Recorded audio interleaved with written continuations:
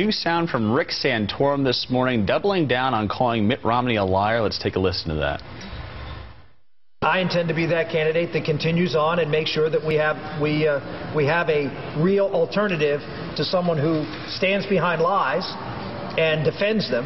We have a candidate who's not willing to stand up and tell the truth when it comes to some things that his campaign is saying, and that to me leads to real serious questions as to whether that man can be trusted to tell the truth on a whole variety of other things. Gingrich kind of has tried this strategy before by saying that Mitt Romney is a liar, and it's been a charge against him that he's a chameleon by his critics, but it really hasn't stuck. Can Rick Santorum stick this on in the last minute? I think he's probably got more chance than Gingrich, because just Gingrich's own ads have not been exactly truthful, as Romney has been saying recently. But it's interesting, I think, here that Santorum is finally coming to the attack ad party. You know, he's been on rather a positive campaign. He hasn't been hitting Romney, but this kind of stuff, like you say, it just hasn't hurt him before. It's difficult to see that Santorum can make a bigger dent where Gingrich has failed.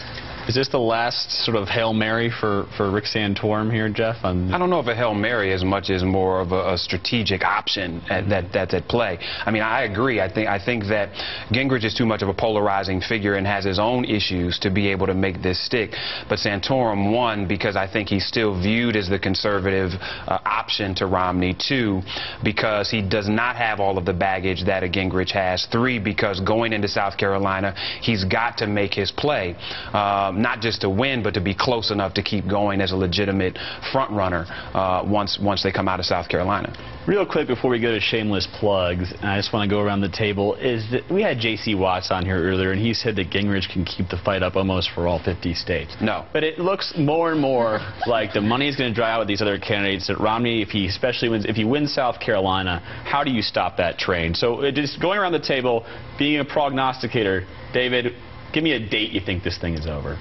Well, it's not over until after Florida and possibly after Nevada, but at that point, it may well be. I think I have to agree, though. The wild card here is proportional voting. We could see this drag on for a long time. I think with the recent polls showing him at a minus 30 on a favorable, unfavorable, I think it's a lot closer to South Carolina being over for Newt. And, yeah, it'll be really interesting to see how it all plays out. I think Ron Paul could be the one candidate who wants to go all the way to the convention. All right, last but not least, shameless plugs. Tell me what you're working on, or if you want to promote somebody else. Jeff, what do you got? Meet me at Penn State tomorrow. I'll be at two Penn State campuses tomorrow and Thursday. You'll be in Happy Valley? Happy Valley and Erie. Erie. Yeah, that'll be great. I'm sure the students will enjoy that very much.